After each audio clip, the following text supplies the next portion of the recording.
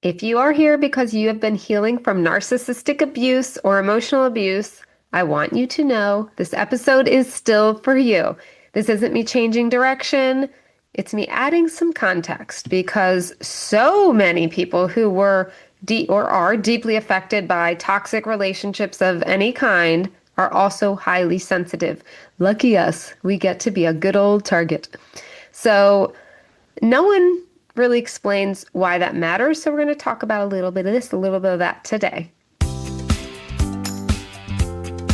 Welcome to your Thursday Thrive in 5, your 5-minute pause from the chaos, the gaslighting, and that text you knew better than to reply to.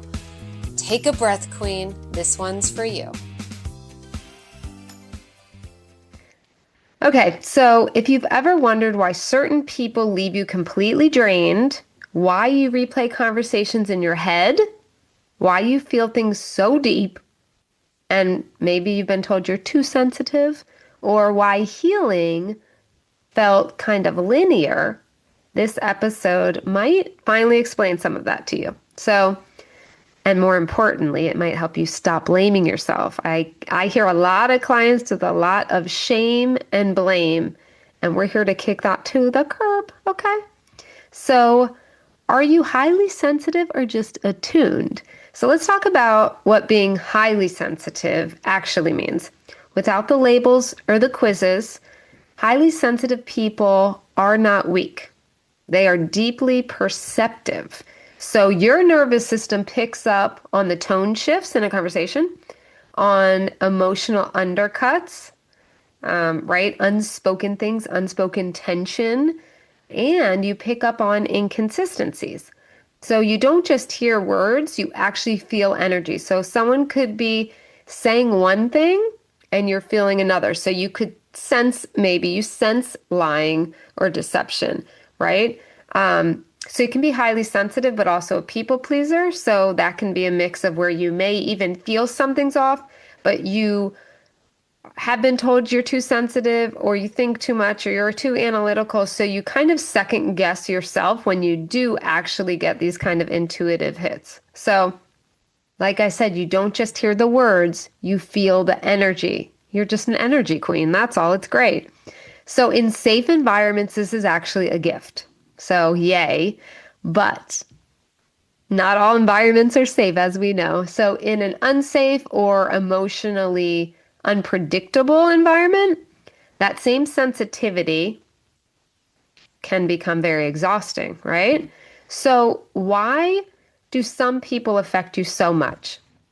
Here's the part not everyone explains in the narc world, right? But your sensitivity didn't cause this harm, right? So yes, in a way, we can attract a certain somebody by being seen as someone who is empathetic and has a bleeding heart or whatever, right? But don't let go of it, okay? We want to keep that. It's still okay to have. But it actually magnifies the impact. So it doesn't cause the harm, it magnifies the impact. If you grew up around control, a controlling person, maybe a parent, maybe a sibling, emotional volatility, people who made you doubt yourself or you weren't good enough feeling, your nervous system learned to stay alert, right? So when someone is inconsistent, emotionally manipulative, dismissive, we know that one probably a little too well, or hot and cold, right? Maybe they will be all about you and even controlling, monitoring where you're going. They want to know where you are. They're like that. And then they will punish you with the silent treatment. And I say punish because that's what it is. Even though you don't deserve a punishment, they will punish you if you anything. It's a narcissist, right? So especially in a narcissistic situation, they're going to punish you no matter what in their abuse cycle. So part of that punishment sometimes can look like, yes, the screaming, the yelling, the violence. It can also look like silent treatment. So there's a lot of hot and cold, and your body doesn't see that as just a personality. It experiences it as a threat, right? Which makes sense. It's not drama, it's biology. Your body's like, this isn't okay. The inconsistency, the up and down. This doesn't seem right, right? So many highly sensitive people don't realize they were in emotionally manipulative or narcissistic dynamics because they were taught to look inward instead of questioning the environment outward, right? So this is where that people pleaser can come in, right? You learn to ask, what's wrong with me? Instead of, why doesn't this feel safe? I want you to like sit with that, okay? You learn to ask, what's wrong with me? Instead of, why doesn't this feel safe? So that habit alone can keep you stuck, right?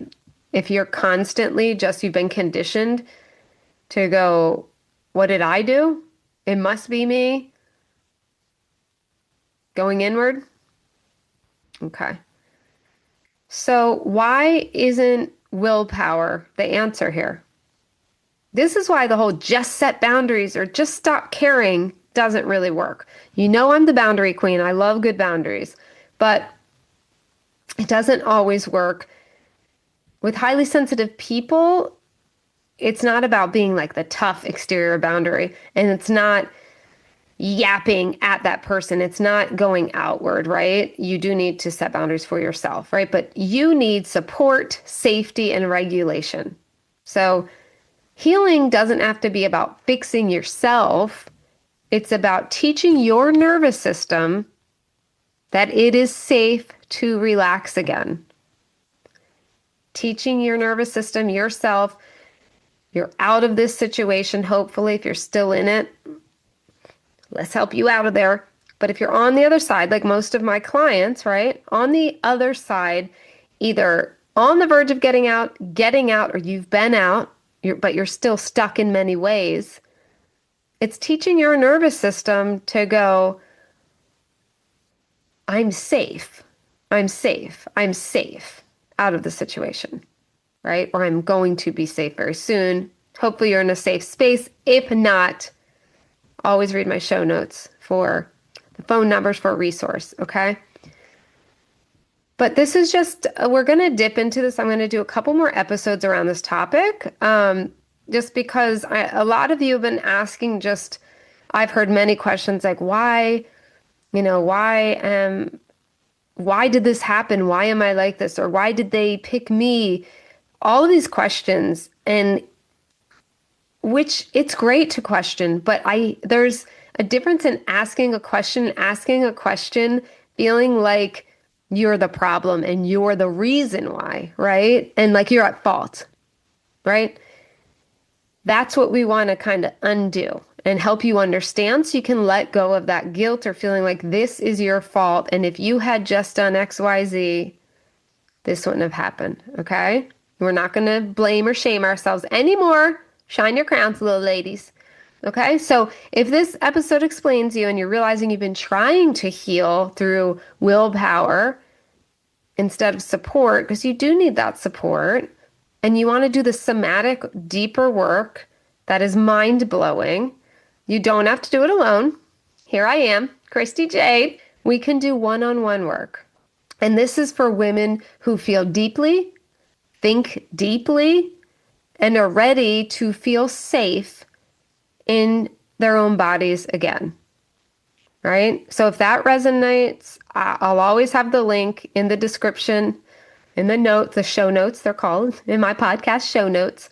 For every episode, it has my options for working with me one-on-one. I have 3 different programs, and starting this new year out, empowered, ready for your next chapter, your next book, queen. Okay, let's just throw the whole thing away, start over. No, there's beautiful parts of us from the past, right? I don't want anyone to feel like you are damaged, that you are ruined. I've heard this stuff from my clients and it breaks my heart. I'm telling you, I've been where you are, and I have a freaking amazing, thriving, joyful, peaceful, can I say peaceful in capital letters? Because who knew I could have peace at some point in my life?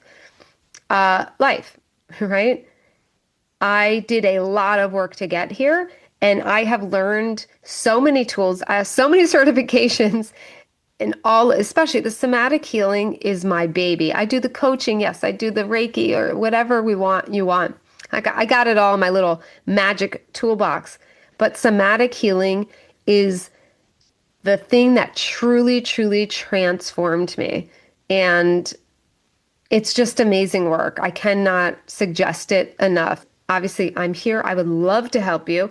I do have limited spots, but just going through this transformation where you build confidence, self-trust again, and just getting that sparkle back. And I know it sounds like, okay, get the sparkle back. It's so like vague, but I think you guys know. I think you guys know what a narcissistic relationship does to your sparkle, how it dulls you, how sometimes you don't recognize yourself anymore.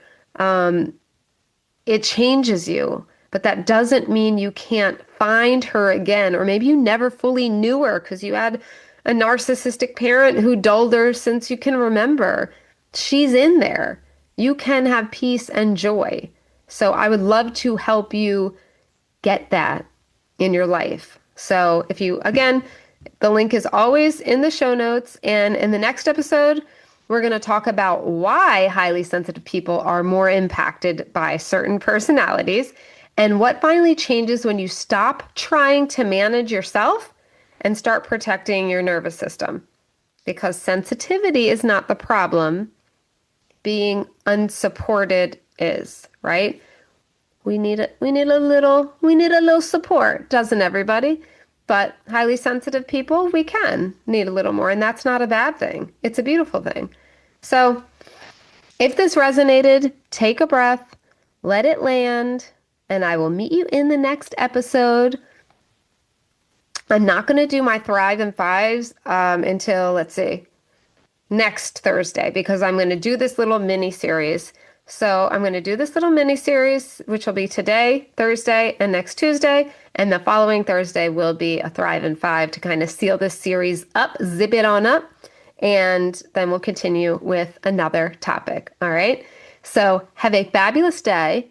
You are looking amazing. And I hope feeling amazing because you are amazing. Let's end with it. We haven't done I ams, little affirmations. Let's do a few of those to close out. Let's inhale through our nose and exhale. Inhale through the nose and exhale, and repeat after me. I am perceptive.